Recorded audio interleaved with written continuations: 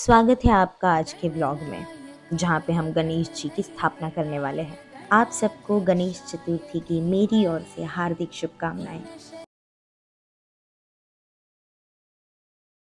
सबसे पहले हम गणेश जी को स्नान कराएंगे, इसीलिए हमने एक प्लेट ले ली है और उसमें हम गणेश जी को रख देंगे। सबसे पहले मैंने गणेश जी को पानी से स्नान कराया। उसके बाद मैंने गणेश जी को पंचामृत से स्नान कराया। उसके बाद वापस से हमने गणेश जी को पानी से स्नान कराया। क्योंकि हमारे गणेश जी मिट्टी से बने हैं तो हम उनके ऊपर पानी का ज़्यादा प्रयोग नहीं कर सकते। फिर मैंने गणेश जी को साफ किया और गणेश जी का जो पूजा स्थान है उसको भी साफ किया।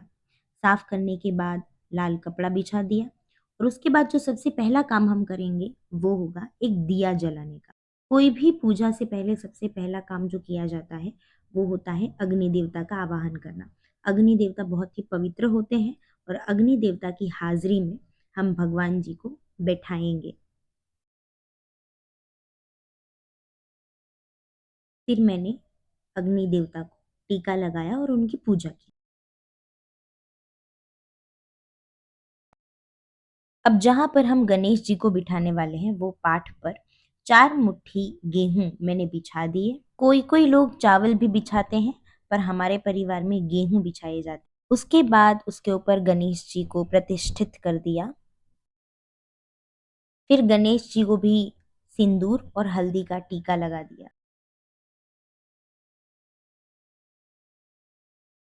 तत्पश्चात गणेश जी का श्रृंगार करने हेतु हमने गणेश जी को माला लगाई और कुछ वस्त्र पहनाए।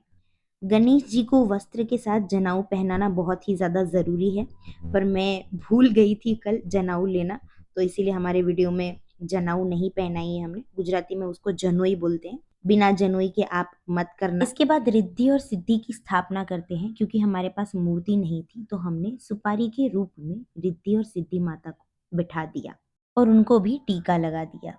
रिद्धि और सिद्धि को गेहूं के ऊपर नहीं बल्कि चावल के ऊपर बिठाया जाता है। अब आता है सबसे महत्वपूर्ण काम, कलश की स्थापना। कलश की स्थापना से पहले हमें कलश के अंदर 1 रुपए का सिक्का डालना है। फिर पंचामृत 1 चम्मच डाल देना है। फिर उसके अंदर 11 चावल के दाने डाल देने हैं। 1 चम्मच गंगा जल भी डाल देना है। इतना करने के बाद 3 सर्कुलर मोशन में बांध देना है। फिर नारियल को भी नारियल के मुख से लेकर नारियल के अंत तक धागे से बांध देना है।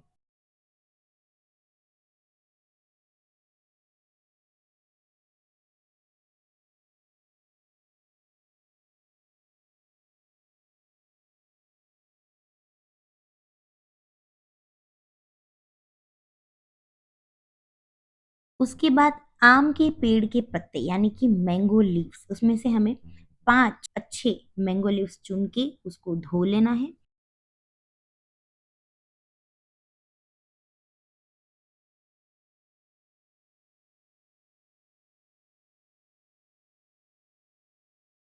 सफाई कर लेने के बाद मैंने उन पत्तों पे सिंदूर और हल्दी का टीका लगा दिया और ये 5 पत्तों पे लगाना है। फिर कलश के अंदर मैंने शुद्ध जल भर दिया।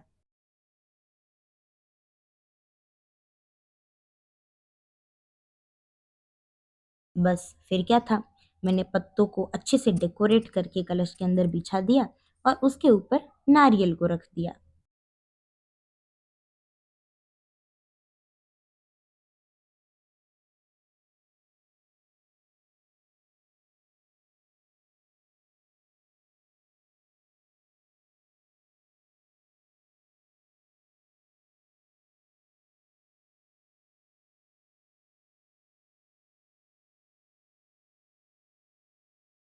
फिर मैंने पूजा स्थान पे गेहूं से अष्टदल बना दिया। अष्टदल का मतलब ये होता है कि एक ऐसा चक्र बनाना जिसमें 8 आरे हो।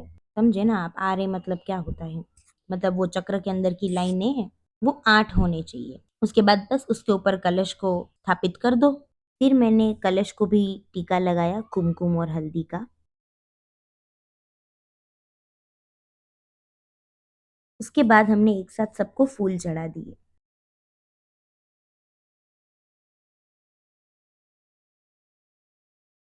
ऐसा कहा जाता है कि गणेश जी को दुर्वासा बहुत पसंद है, जिनको गुजराती में धरो बोलते हैं। ये आपको कोई भी पूजा की दुकान पे मिल जाएंगे। हमने दुर्वासा को अच्छे से प्रिपेयर किया और भगवान को चढ़ाया।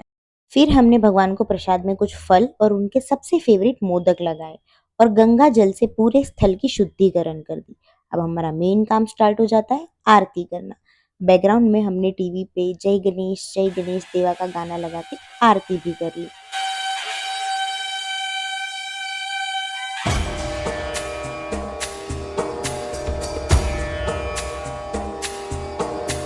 सिंदूर लाल चढ़ायो अच्छा गजमुख को, रोंदिन लाल विराजे सुत गौरी हर को, हाथ लिए गुड़ लड्डू साई सुरवर को।